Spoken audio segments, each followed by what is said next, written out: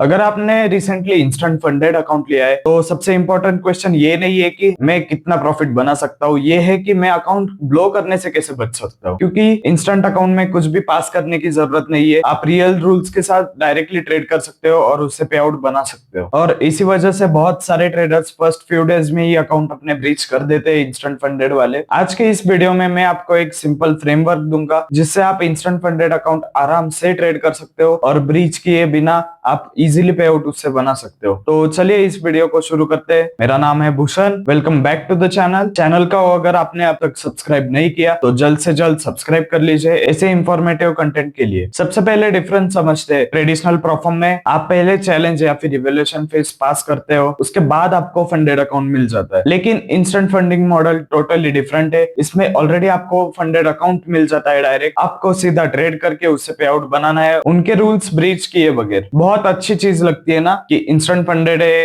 अपने को कुछ इवैल्यूएशन वगैरह पास नहीं करनी, डायरेक्टली ट्रेड करो, पे आउट निकालो। पर नहीं, ऐसी कोई भी चीज नहीं है। ऑब्वियसली प्रोफॉर्म को भी कमाना ही है, तो उन्होंने उसमें रूल्स डाल के रखे और थोड़े एक्सट्रीम रूल्स डाल के रखे। तो चलिए देखते हैं वन बाय वन क्या है क्या नहीं। यूजुअली आपको इंस्टेंट फंडेड अकाउंट्स में ड्रॉडाउन बहुत कम मिलता है, डेली लॉस लिमिट भी रहती है, कंसिस्टेंसी भी रहती है। कंसिस्टेंसी जितनी कम रहेगी उतना आपको इशू आएगा पे आउट निकालने में। उसमें और एक बात रहती है पोजीशन साइजिंग की भी, और मेनली लेयरिंग वगैरह आप कर नहीं सकते। और सबसे डेंजरस बात ये होती है कि आपको अकाउंट पास करने का एक्स्ट्रा टाइम नहीं होता। आपका ऑब्जेक्टिव डे 1 से ही सिंपल होना चाहिए, protect the account first and make money second. सबसे पहले ये समझो, इंस्टेंट अकाउंट आपने अगर लिया, डायरेक्टली ट्रेड करना चालू मत करो, पहले रूल्स समझ लो एक बार। पहले मैक्सिमम ड्रॉडाउन देख लो, डेली ड्रॉडाउन है क्या उसमें वो देख लो, कंसिस्टेंसी एक बार चेक कर लो। एफएक्यूज में जाकर मिनिमम होल्डिंग टाइम, ये सबसे इंपॉर्टेंट रूल रहता है, मिनिमम होल्डिंग टाइम या फिर लेयरिंग, मैक्सिमम पोजीशन साइज, ये सब रूल इंपॉर्टेंट है, ये चेक कर लो पहले। और मेन रूल्स आपको बताता हूँ, न्यूज ट्रेडिंग अलाउड है या नहीं, क्योंकि कई बार अपन लोग ऐसे ही होता है कि देखते नहीं न्यूज है नहीं है और ट्रेड लगा देते हैं, पर न्यूज होती है और अकाउंट आपका डायरेक्टली ब्रीच हो जाता है। तो ये पहले चेक कर लो न्यूज ट्रेडिंग अलाउड है या नहीं। वीकेंड होल्डिंग है या नहीं, कि भाई मैंने आज ट्रेड लगा दिया और मैं सीधा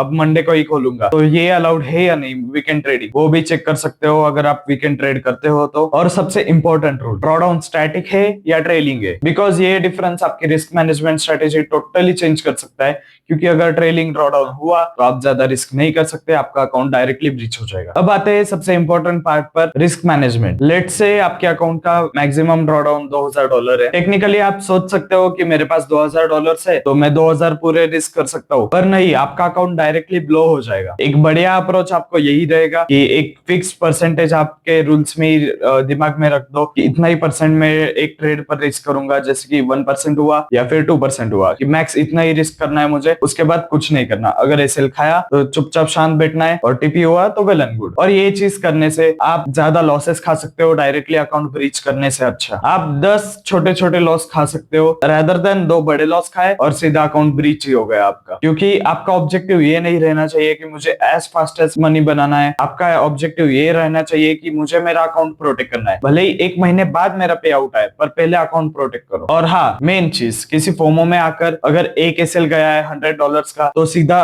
$200 का एसएल मत लेना, ये बहुत इगोइस्टिक चीज है। आप प्रैक्टिकली सोचो, एक अगर एसएल गया है मेरा $100 का और आज मेरी मेंटेलिटी अगर खराब है तो मैं ट्रेड करने के लायक नहीं हूँ अभी, तो चुपचाप बाहर जाओ, एंजॉय करो, ट्रेड मत करो इस दिन। क्योंकि अगर आपने ईगो में आकर ट्रेड कर लिया, 200 से 400, 400 से 800 कब रिस्क करोगे आपको पता भी नहीं चलेगा, और आपका अकाउंट डायरेक्टली उसी दिन ब्रीच हो जाएगा, आपको समझ भी नहीं आएगा। क्योंकि उस अकाउंट में प्रोबेबली डेली लॉस भी रहेगा जो उस दिन आपको दिमाग में नहीं आएगा और अकाउंट आप ब्रीच कर लोगे। और इंस्टेंट फंडेड अकाउंट में सबसे बड़ी मिस्टेक यही रहती है, क्योंकि आपको अकाउंट पास करना नहीं रहता तो आप ओवर ट्रेड करने लगते हो।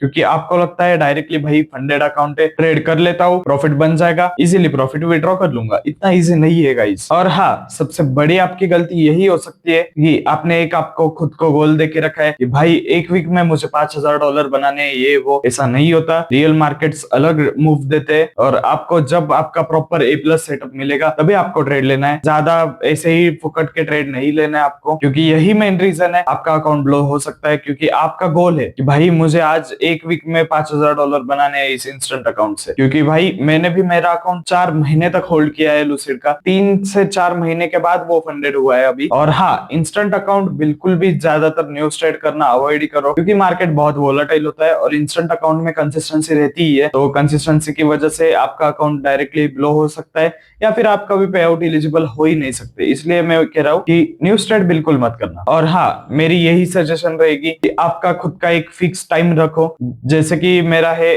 कि एशिया सेशन में आओ या फिर न्यूयॉर्क सेशन में आओ, तो यही ध्यान रखना कि एक फिक्स टाइम रहने से आपकी मेंटेलिटी बहुत सुधर जाएगी। आप ओवरऑल लाइफ में भी बहुत फोकस कर सकते हो, मतलब आप घर वालों को टाइम दे सकते हो उस टाइम के बाद कि भाई न्यूयॉर्क सेशन में आया, ट्रेड किया और चला गया। तो ये बहुत सिंपल चीज है। आप कभी भी उठकर 24 घंटे मार्केट के सामने बैठकर कुछ नहीं कर पाओगे। हजारों ट्रेड्स दिखेंगे और हजारों एसएल जाएंगे आपके, क्योंकि वो ट्रेड्स वैलिड ही नहीं रहेंगे। बहुत टाइम ये सेशंस बहुत डिफरेंट मूव देते हैं, जैसे कि न्यूयॉर्क है, न्यूयॉर्क में वॉलेटिलिटी आती है और बहुत सही मूव देता है न्यूयॉर्क। तो ये मेन आप समझ लो कि सेशन भी बहुत इंपॉर्टेंट चीज है और ऐसे फालतू ट्रेड्स मत लो कभी भी उठकर। तो अब फाइनल जानते हैं कि अगर मुझे खुद को मेरा इंस्टेंट अकाउंट अगर लेना है तो मैं कैसे ट्रेड करूंगा। फर्स्ट रूल मेरा रहेगा कि मैं बहुत छोटे छोटे रिस्क लूंगा। अगर मैं 1:2 1:3 ले रहा हूँ तो छोटे रिस्क भी काफी है। छोटे रिस्क लो, छोटे प्रॉफिट्स बनाओ और वही प्रॉफिट्स चल जाते हैं, तो कोई इशू नहीं आता। सेकंड रूल रहेगा maximum 1 to 3 trades per day. 3 trade से ज्यादा मैं नहीं लूंगा। 3 ट्रेड्स अगर मेरे हो गए तो मैं चुपचाप घर जाके सो जाऊंगा। रूल नंबर 3 है